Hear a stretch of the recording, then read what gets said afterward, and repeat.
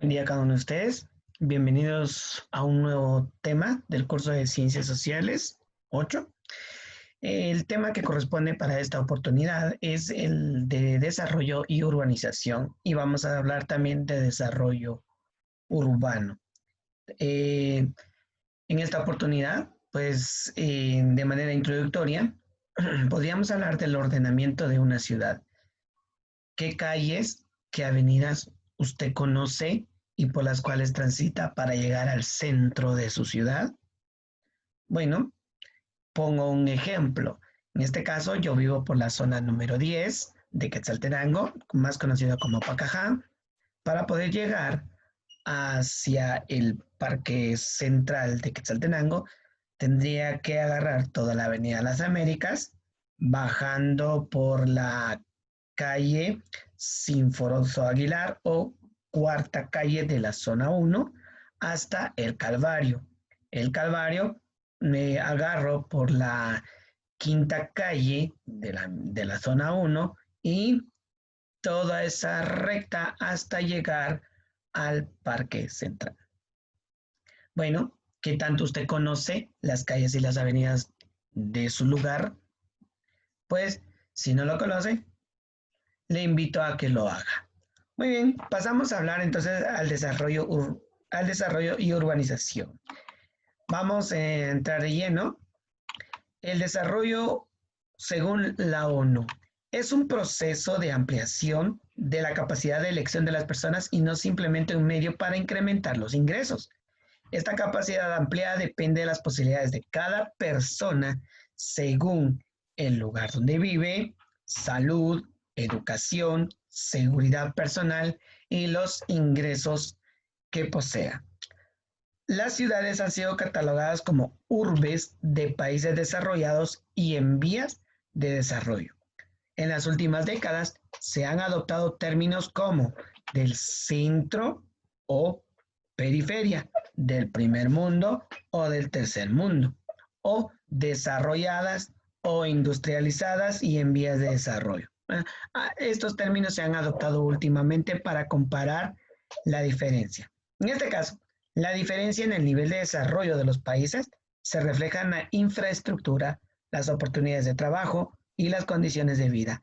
En el siglo XX, las regiones con menor desarrollo tomaron el modelo industrial promovido por entidades como el Banco Mundial o el Fondo Monetario Internacional. Ahora bien, el aumento de la población en las urbes dio lugar a ciudades con altas tasas de crecimiento, pero que incrementan también las actividades informales y con urbanismo poco planificado. Es decir, esto produce lo que se ha denominado el cuarto mundo, formado por habitantes que viven en las calles, que viven en condiciones infrahumanas frente a la opulencia de otros grupos sociales como los ricos, ¿verdad? Que ellos en grandes carros, con grandes mansiones, que viven en edificios en torre de viviendas o apartamentos, entre otros, ¿verdad? Hablemos entonces de la urbanización. La urbanización es el proceso en el cual se integran a las ciudades antiguas, zonas rurales y otros centros poblacionales gracias a la creación de zonas habitacionales e infraestructura. Cuando hablo de zonas habitacionales estoy hablando de condominios, colonias, apartamentos, entre otros. Y hablo de infraestructura, hablamos de colegios, institutos, escuelas, centros comerciales, mercados y puentes, calles, avenidas, electricidad, todo eso es parte de la infraestructura que incluye una ciudad. Se habla de conurbanización cuando la ciudad supera los límites administrativos municipales para absorber a las poblaciones aledañas. Les podría poner un ejemplo. En este caso, es un fenómeno que sucede mucho en la ciudad de Guatemala y los municipios que están alrededor, como el caso de Santa Catarina Pinula. Y así se van creando los centros urbanos, ¿verdad? En el caso de Guatemala, pues ustedes al momento de entrar piensan que ya por San Lucas, Zacatepec, ya están en la capital y resulta que no, ¿verdad? Que todavía faltan unos cuantos kilómetros para llegar. Llegan a Ciudad San Cristóbal, ustedes pueden ver la carretera que va hacia Ciudad San Cristóbal, pero ya hay un rótulo donde dice bienvenidos a Mixco. Pasa Mixco y usted no se da cuenta si no es por un gran rótulo que dice bienvenidos a Ciudad de Guatemala en un puente, porque si no fuera por el puente usted no se da cuenta. Bueno, en un puente o en el paso a desnivel usted no se da cuenta de que ya ha llegado a la ciudad capital. Entonces, a eso se le llama conurbación, cuando ya una ciudad ha superado sus límites y ha absorbido a las poblaciones cercanas. El proceso de urbanización es un fenómeno mundial que ha acrecentado en los últimos siglos. Actualmente las ciudades son el hábitat, son el hábitat de cerca del 50% de la población global.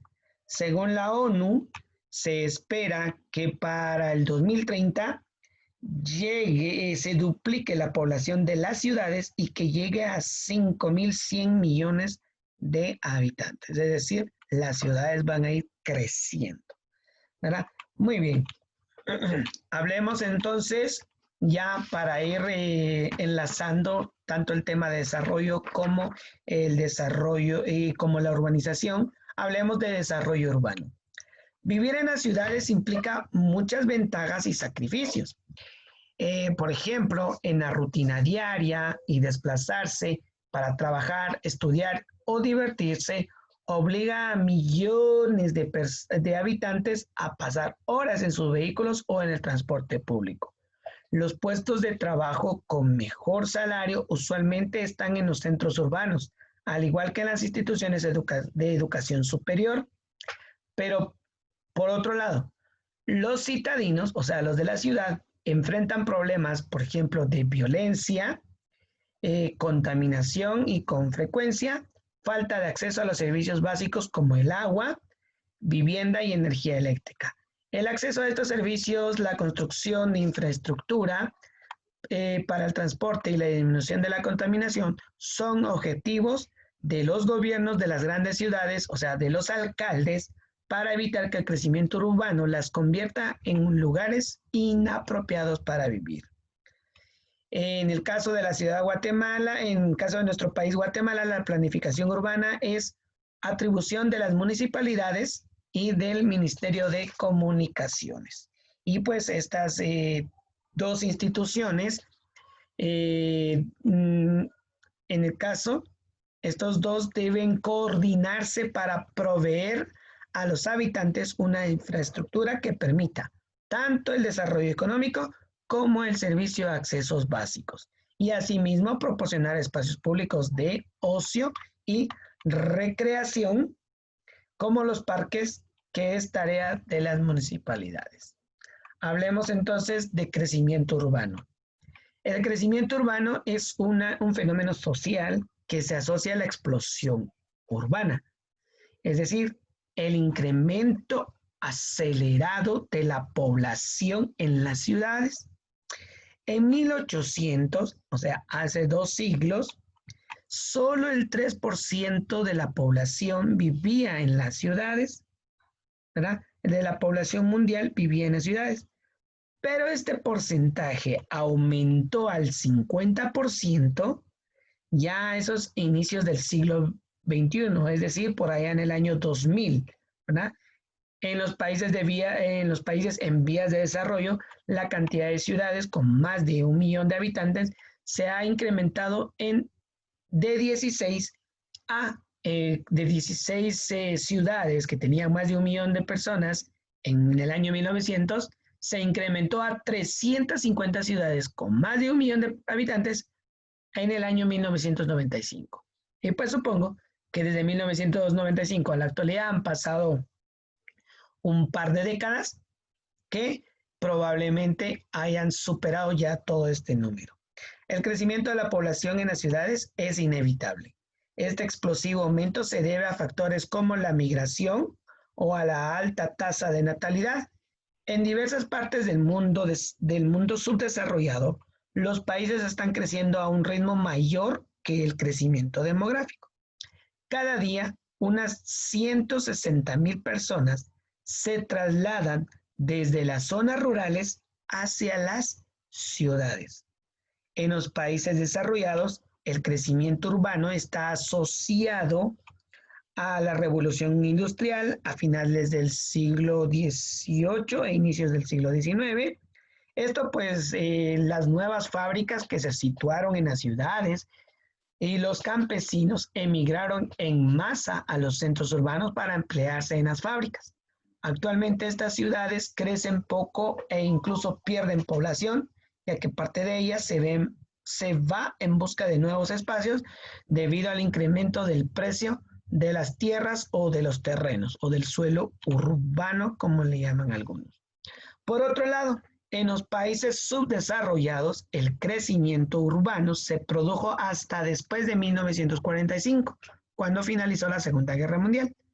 Con la migración de campesinos que buscaban salir de la miseria del área rural, sin embargo, las ciudades de estos países no ofrecen tanto empleo, vivienda o servicios suficientes para cubrir las necesidades de los nuevos habitantes.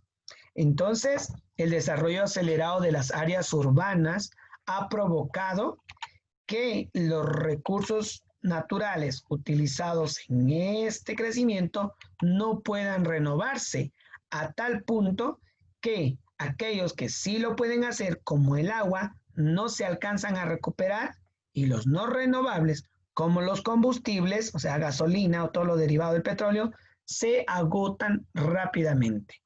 Y entonces, para evitar todo esto, es necesaria la práctica del desarrollo sostenible, que lo hablamos en anteriores clases. Es decir, un modelo de vida que satisfaga las necesidades actuales sin comprometer los recursos y posibilidades de las futuras generaciones. Para alcanzar este tipo de desarrollo es necesario introducir cambios sociales en el consumo de los recursos y al mismo tiempo estabilizar el crecimiento demográfico.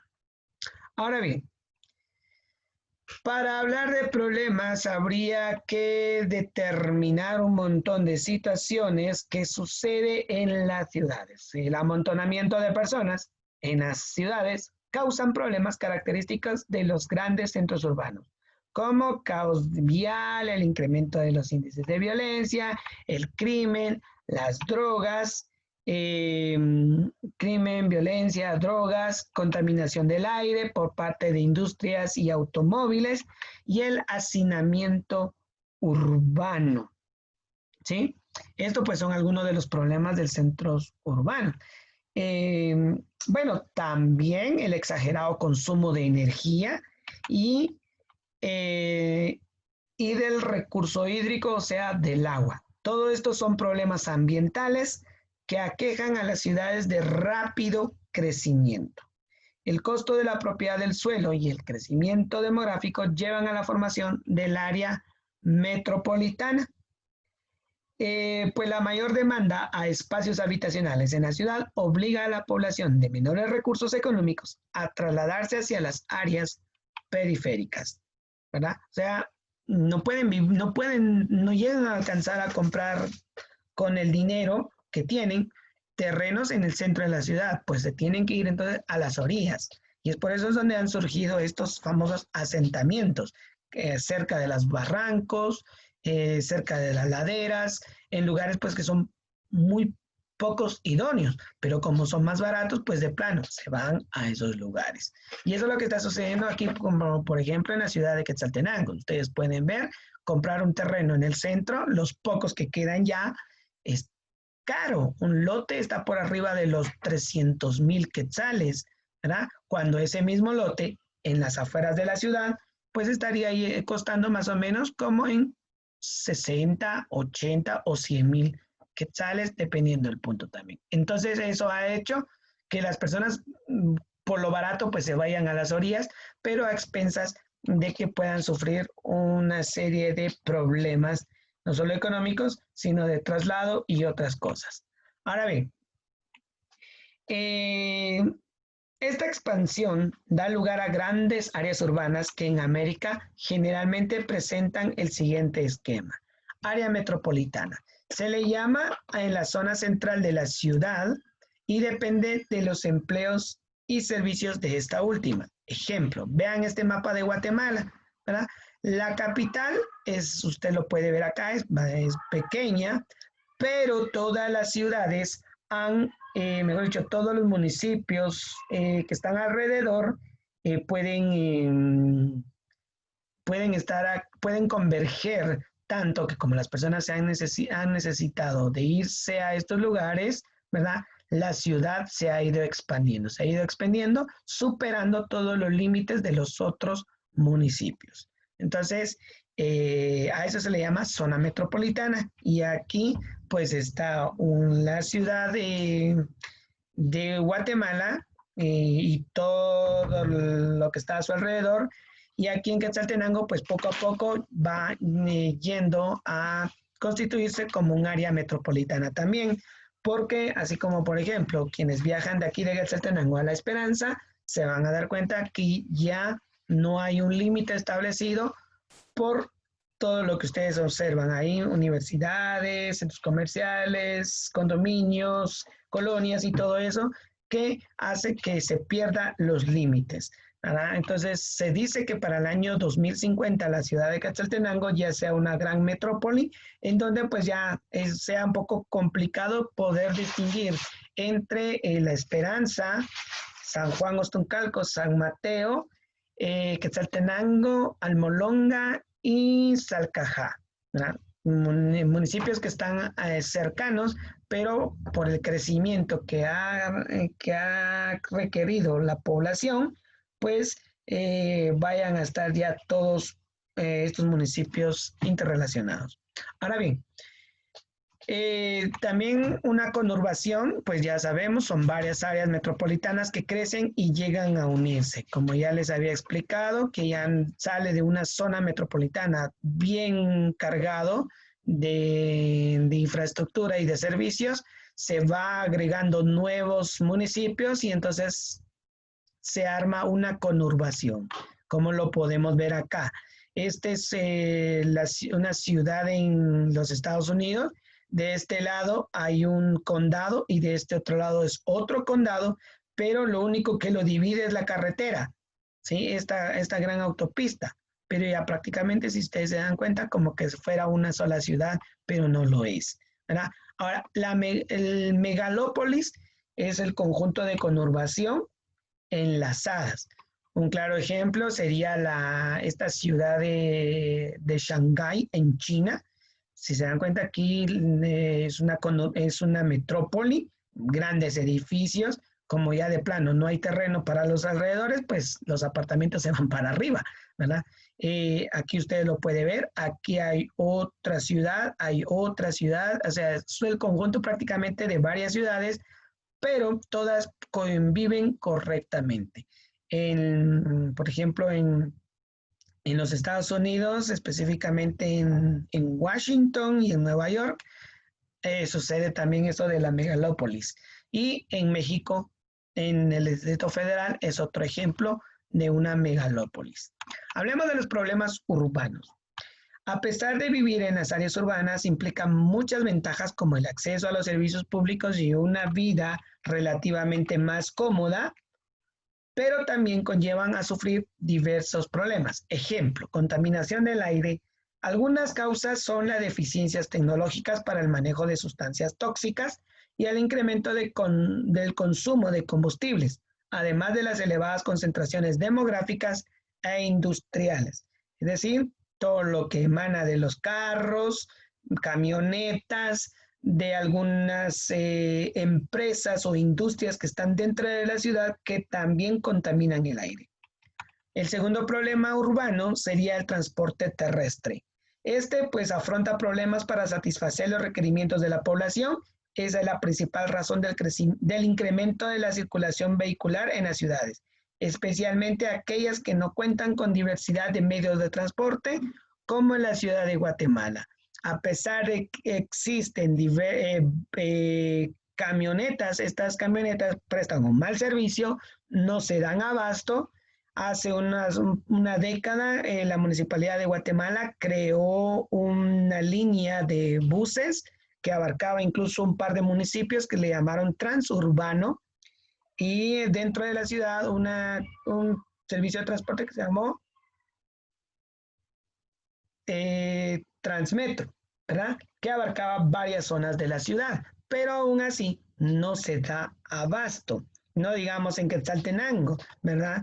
Existen camionetas grandes, no se dan abasto, surgen los microbuses, no tan chiquitos que su capacidad es menor, y pues ya saben ustedes los problemas que presentan el transporte. Y entonces como las personas se han dado cuenta de estos problemas, ha decidido comprar su propia motocicleta, su propio vehículo, y eso incrementa el tráfico en las ciudades.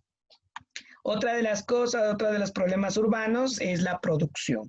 En las ciudades se sitúan los centros productivos y financieros, condición suficiente para la migración constante en la búsqueda de oportunidades de transporte y mejores salarios y de trabajo, obviamente. En Guatemala la economía se sustenta en la actividad agrícola, así que solamente el 30% del Producto Interno Bruto se concentra en el área metropolitana. Muchas personas vienen, por ejemplo, de Totonicapán, de sus municipios de San Cristóbal, San Francisco, Momostenango, Pologuá, algunos de Huehuetenango, San Marcos, Quiché, Sololá, Huehuetenango, ya les había mencionado, Mazatenango, Retaluleu, todos estos departamentos que están alrededor. Una buena parte de esas personas han venido a la ciudad de Quetzaltenango, que es la segunda ciudad más grande del país, y eso, de una u otra manera, han venido porque aquí supuestamente hay más condiciones de trabajo, hay mejores establecimientos para estudiar, hay mejores posibilidades de vida, pero de una u otra manera también vienen a quitarles el trabajo y las condiciones de vida, y obviamente las tierras también, porque las personas que emigran a la ciudad, eh, vienen algunos con objetivo de poner negocios, de construir empresas, que en parte es bueno, pero también vienen otros que simplemente vienen a crear mal. Entonces, ahí tenemos un problema. Hablemos de la contaminación auditiva. El ruido por el tráfico, la densidad poblacional y la estructura de las calles y las actividades económicas de la ciudad se han elevado en los últimos años. No solo la contaminación auditiva, sino que también la contaminación visual, que tal vez no lo mencioné acá. Usted al entrar a una ciudad se va a dar cuenta que hay un montón de rótulos, grandes vallas, pantallas, en el tráfico los carros pit, pit, a cada rato haciendo bulla, concierto aquí, bulla por allá. Entonces eso crea también una contaminación, no solo auditiva, sino una contaminación visual. Eso pues usted no lo ve en las áreas rurales, o es muy poco lo que se ve. Ahora, otro problema es la distribución del agua potable y de los desagües. Son características indispensables de una ciudad, pero dichos servicios resultan insuficientes ante el aumento poblacional y la producción de desechos. La contaminación del agua es crítica en la ciudad de Guatemala, ya que existen muy pocas plantas de tratamiento y las aguas residuales son descargadas en los ríos y los lagos cercanos. En el caso de Guatemala, de la ciudad de Guatemala, por eso es de que está muy contaminado el lago de Amatitlán. En el caso aquí de Quetzaltenango, pues con respecto a la distribución del agua, pues no es mucho el problema, pero sí el problema principal son los desagües, ya que cuando se construyó la ciudad, los grandes alcantarillas, pues no se construyeron con base al futuro, sino en los años actuales. Y pues las grandes tuberías pues son más o menos pequeñas, y como ustedes saben, va creciendo la ciudad y necesita que aumenten esos desagües o esos tragantes, pero no ha podido hacer. Entonces ahí es en donde viene todo eso de las inundaciones, que los desagües no se den a suficiente por la misma situación, ¿verdad? Y por último, el manejo de los desechos sólidos. En Guatemala no existen suficientes basureros, y lo que hay contaminan las áreas cercanas. Aquí, si ustedes se dan cuenta, en la ciudad de Guatemala está el basurero de la zona 3, dice. Es un basurero bastante grande, de las más grandes mejor dicho, la más grande de toda Guatemala, y que pues alrededor de ese basurero viven muchas personas, pero ya saben, en condiciones precarias. Y pues llegan a trabajar muchas personas ahí, que son los famosos recolectores o recicladores. Muy bien, hemos terminado aquí por el momento con el tema del desarrollo urbano. Hablemos así de manera breve de la planificación urbana. Las necesidades de los individuos en un espacio urbano son tan complejas que obligan a los técnicos y políticos a considerarlas al planificar la expansión de una ciudad. Entre estas necesidades están prever las condiciones básicas de las actividades económicas, comerciales, industriales, financieras y agrícolas, considerar los medios de transporte y accesibilidad para alimentos y materias primas para sus labores, tomar en consideración los espacios de recreación y áreas verdes, proveer a todos los habitantes por igual una red de servicios básicos como salud, agua y electricidad. Por estas razones, la planificación urbana requiere de especialistas como arquitectos, ingenieros, urbanistas y paisajistas, que resuelven estas cuestiones de manera coordinada desde distintas instancias estatales a nivel nacional y a nivel local. Y para ello, instituciones gubernamentales y municipales deben estar en constante comunicación. Definamos entonces el término planificación urbana. Es el proceso de análisis y creación de planes de desarrollo para administrar la seguridad, la salud, los servicios y la satisfacción de la población que habitará el espacio de una ciudad. Una de sus tantas funciones es orientar a la expansión de los centros urbanos de forma ordenada, cosa que, por ejemplo, en Quetzaltenango está llevando mucho tiempo con respecto a la implementación de un acuerdo que hace unos años se ha venido trabajando y que la municipalidad ha querido implementar. La municipalidad de Quetzaltenango, que es el famoso POT, Plan de Ordenamiento Territorial, en donde pues ya a las nuevas casas les dicen que no pueden dejar sus carros estacionados sobre las aceras, que deben tener un espacio mínimo de cera, que no pueden poner ningún rótulo afuera porque puede ser decomisado, le pueden llegar a multar, que no se estacione en rojo y tantas cosas. Pero ya saben ustedes que cuando hay algo que está establecido, querer implementar algo es un poquito complicado. Y la única forma que se puede obligar a la población a cumplir los planes de ordenamientos, pues es a través de las multas si es que no llegan a hacer caso. Entonces, es importante que toda ciudad tenga una planificación urbana y más si esa ciudad está creciendo.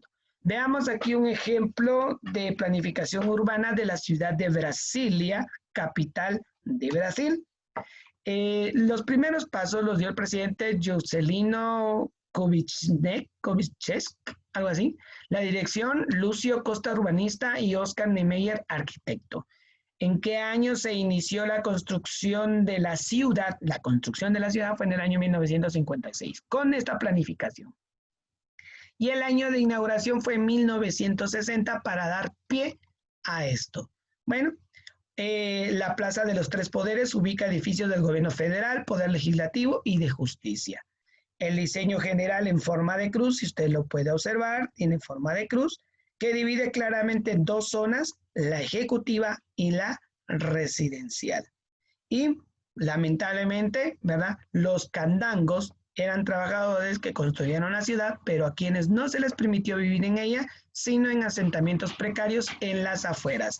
Y por eso que estas personas pues viven a los alrededores de la ciudad, pero en situaciones precarias. Cualquiera podría decir, Ala es una ciudad de ejemplo, pero podría ser una ciudad de ejemplo si también hubieran pensado en estas personas para poderles dar una vivienda y servicios dignos. Hablemos de los cambios demográficos. En el espacio urbano, la población tiene una vida con dinámica propia, condicionada por factores como la riqueza, la alimentación, las enfermedades y las migraciones.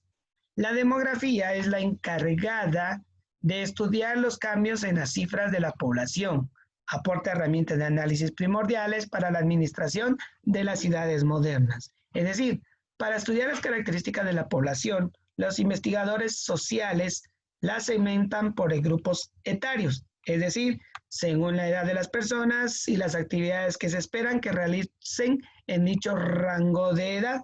Esta clasificación implica el análisis de los cambios demográficos en cada grupo o segmento para obtener datos específicos como porcentaje de mortalidad infantil o ingresos per cápita, entre otros.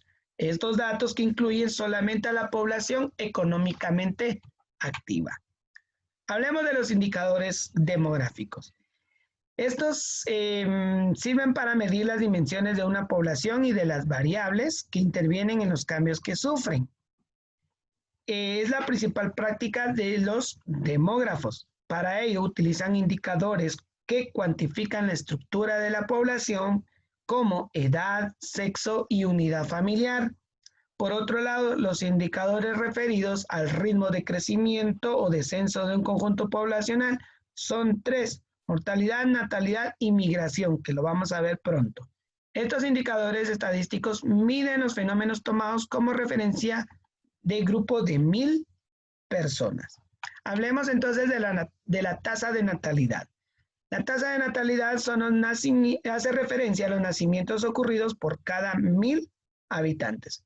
Los países menos desarrollados presentan tasas de natalidad más elevadas en comparación con los países desarrollados, pues estos incluso presentan tendencias al descenso de nacimientos.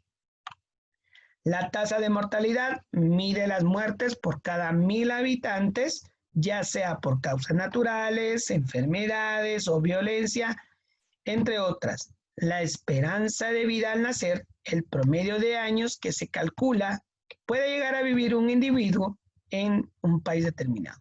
En este caso, pues, la esperanza de vida ronda los 70 años o menos de los 70 años en Guatemala.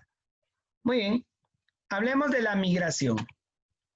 Bueno, antes de entrar a la migración les presento un ejemplo de los últimos registros que ha dado el RENAP desde el año 2007, que fue cuando se creó, hasta el año 2019.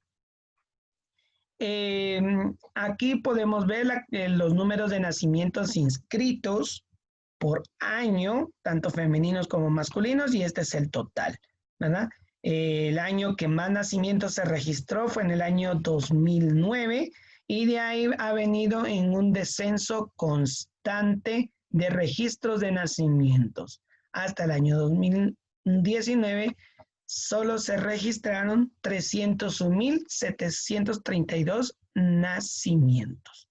Son los únicos que se han podido registrar. Hay un descenso constante, pero también eso se deriva de varias situaciones. Lo podemos ver en esta gráfica. Como le digo, el pico más alto fue en el año 2009, tanto para registro de nacimientos de hombres como de mujeres, y desde el 2010 empezó a haber un descenso constante en esto. Y pues esto de una u otra manera influye en la tasa de natalidad, ¿verdad? Hablemos de la migración. Cambiar de hogar, abandonar los lazos familiares con la decisión de buscar un nuevo horizonte o verse obligado a dejar el lugar de nacimiento son fenómenos recurrentes en la historia.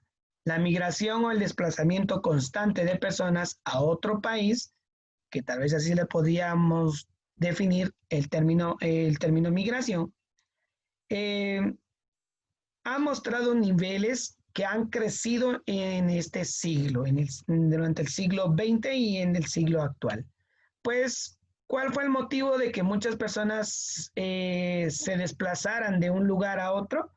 Puede ser por razones familiares, económicas y políticas. Estas últimas podríamos hablar de persecuciones o represión del Estado.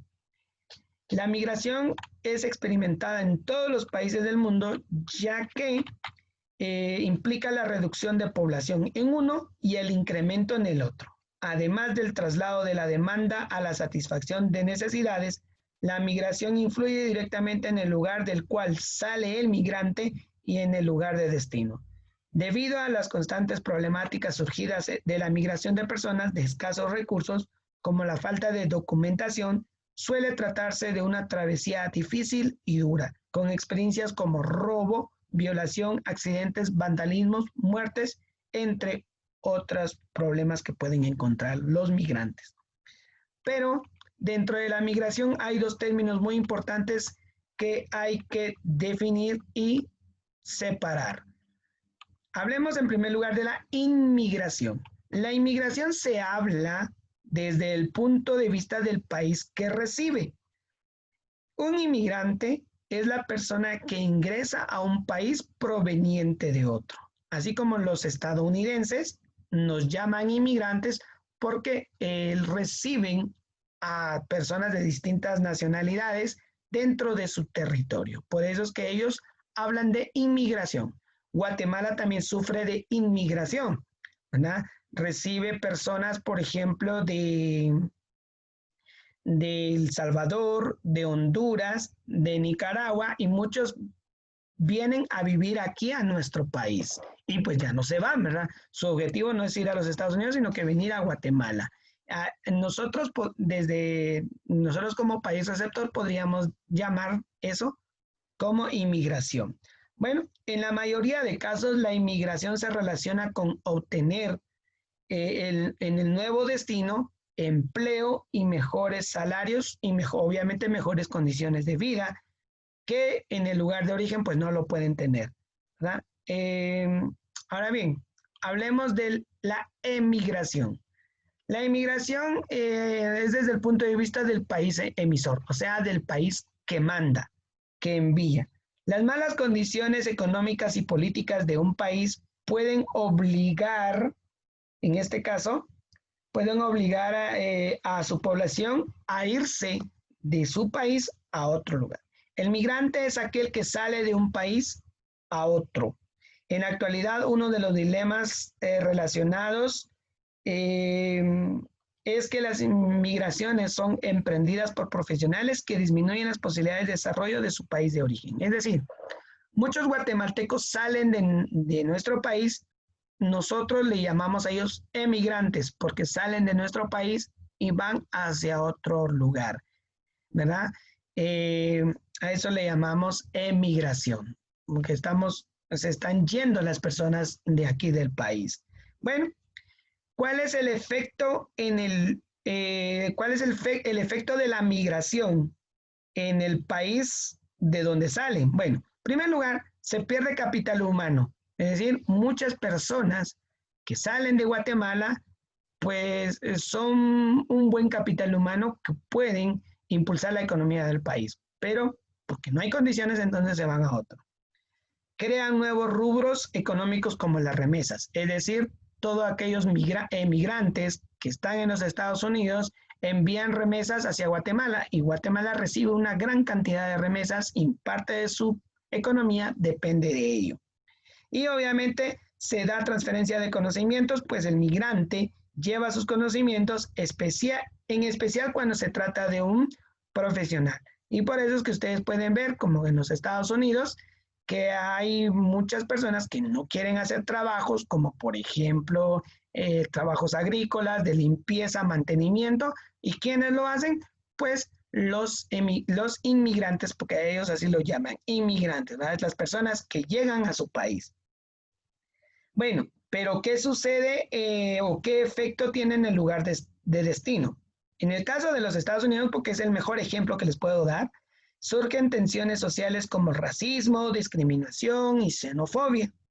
Hay impacto en el mercado laboral porque los pocos empleos que estaban destinados para los ciudadanos, los migrantes vienen y los ocupan y entonces aumentan la tasa de desempleo.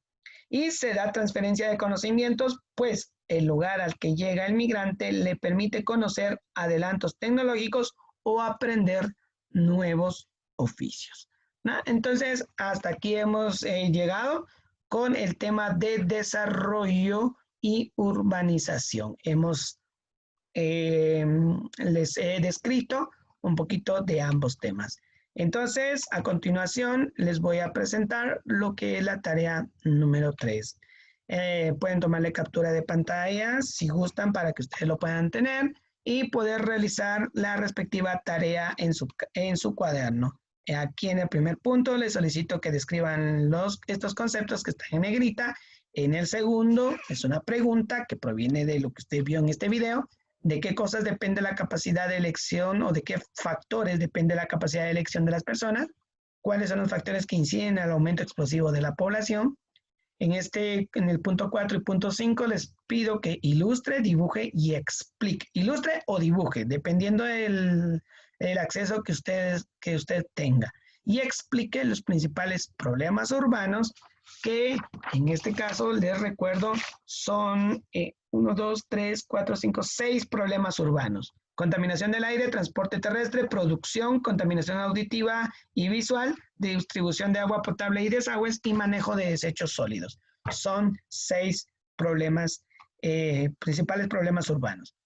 En el punto 5 les pido que ilustre o dibuje y explique las necesidades de los individuos en un espacio urbano. Son 4 necesidades de los individuos en este espacio. 1, prever las condiciones básicas de actividades económicas comerciales. 2, considerar los medios de transporte y accesibilidad. 3, tomar en consideración los espacios de recreación. Y 4, proveer a todos los habitantes por igual a una red de servicios básicos. Eso se los expliqué anteriormente. Si ustedes desean, pueden regresar cuando hablé de la planificación urbana. Y por último, en un cuadro comparativo, ilustre o dibuje y explique las principales causas de la inmigración y la emigración, así como también, si es posible, sus efectos, que lo dije casi al final. Entonces, muchas gracias por haber llegado al final de este video. Nunca olvides de sonreír. La vida le devolverá una sonrisa siempre.